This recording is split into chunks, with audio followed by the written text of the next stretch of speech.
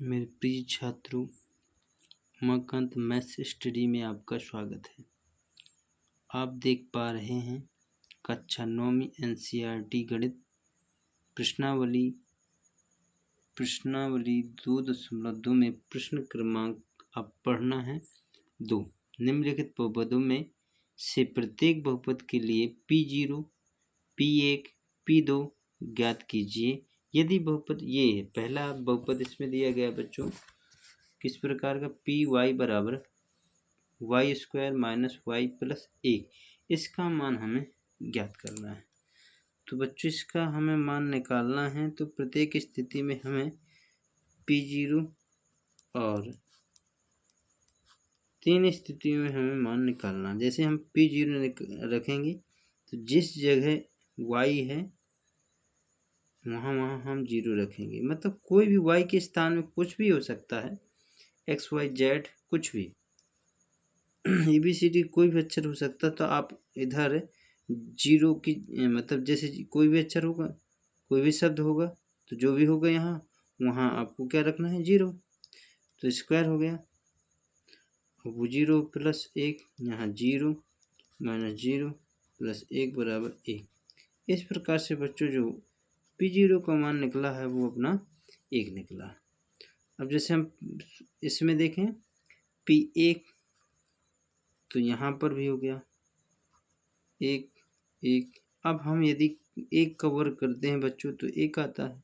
इसका मतलब यह है बच्चों कि 1 की घाते 2 का मतलब 1 गुणे 1, तो मतलब 1 गुणे 1।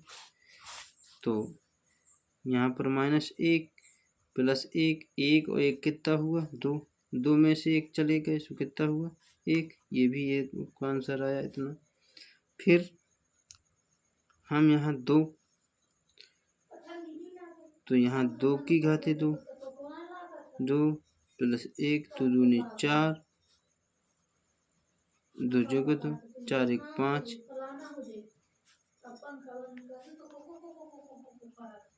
इस प्रकार से हमारे ये तीनों मान निकल आते हैं। अब इसमें बच्चों हम प्रश्न क्रमांक दूसरे का दूसरा में P बराबर 2 plus T plus 2 T square minus T की घाते 3। बच्चों ये दूसरे प्रश्न का दूसरा बहुपद है, हमें मान निकालना है। उसी प्रकार से पहले सवाल उतार लेंगे। सबसे पहले सवाल उतारने के बाद अच्छी तरह से अब हमें P0 का निकाल लें। जहाँ T है वहाँ हम क्या रखेंगे, 0 रख देंगे। इस प्रकार से हम कह सकते हैं ये 2 ज्यों का त्यों, फिर 0, फिर 0, फिर 0, मतलब आंसर आएगा आपका 2। P0 का मान 2। अब P1 का मान जहाँ जहाँ T था वहाँ आप क्या रखेंगे, 1 रखेंगे। यहाँ 2 1 3 2 2 1 3 लिख दीजिए। इसको जोड़ना है, 1 का वर्ग किया 1, 1 का गुणा इधर किया तो 2 माइनस 1, तो मतलब 3 2 5 में से 1 घट जाए तो कितना आ जाएगा, 4।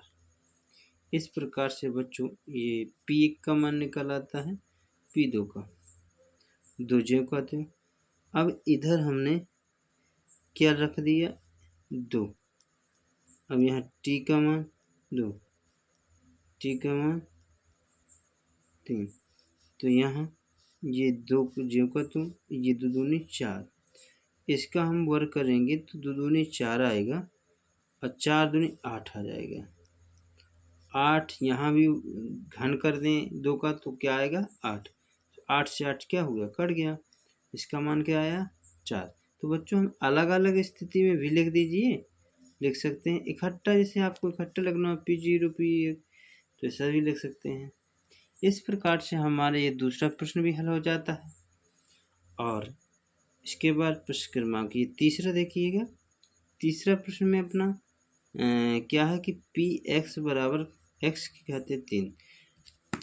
बच्चों अब हमें दूसरे प्रश्न का तीसरा क्वेश्चन हल करते हैं। प्रश्न उतार लिया के बाद हमें P0 का मान रखेंगे, तो इधर 0 की घात 3 करेंगे तो क्या आएगा 0। देख लीजिए यहाँ पे इधर हमने 0 रखा तो यहाँ 0 की घात 3, घन करें तो चाहे वो करें तो ये आंसर आएगा। अब यहाँ P1 का मान रखें तो बच्चों 1 की घात 3 रखें तो 1 आना है। यदि 2 रख दें, क्या रख दें 2, तो 2 की घात 3 रखें तो यहाँ 8 आएगा। इस प्रकार से हमारे तीनों आंसर ये आ जाते हैं। अब इसी प्रकार से हमें प्रश्न क्रमांक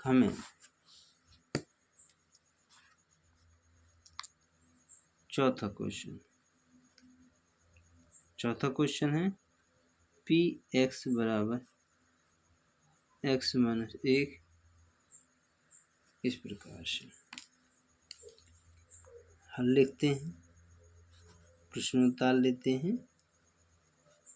एक्स माइनस 0 का तो एक्स प्लस 1 जो बच्चों एक्स के स्थान में हमें क्या रखना है 0, क्योंकि हमें 0 का मान निकालना है। आगे करें तो देखिएगा 0 ना घटेगा न जोड़ेगा, तो ये -1 जो कहते रहेगा, बीच में कुछ नहीं तो गुणा का चिन्ह, इसलिए जोड़ेगा नहीं घटेगा, तो यहाँ पर प्लस का 1, इन दोनों का गुणा कर देंगे तो माइनस का 1 आएगा। अब इधर 1 है, 1 माइनस 1 कर दो, 1 प्लस 1 करो तो यहाँ पर 0 गुणे 2 बराबर 0, और P0 कर दो 2, 2 माइनस 1 2 प्लस 1, तो यहाँ 1 आएगा गुणे 3 आएगा खाली 0। इस प्रकार से बच्चों हमारे ये आंसर आ जाते हैं।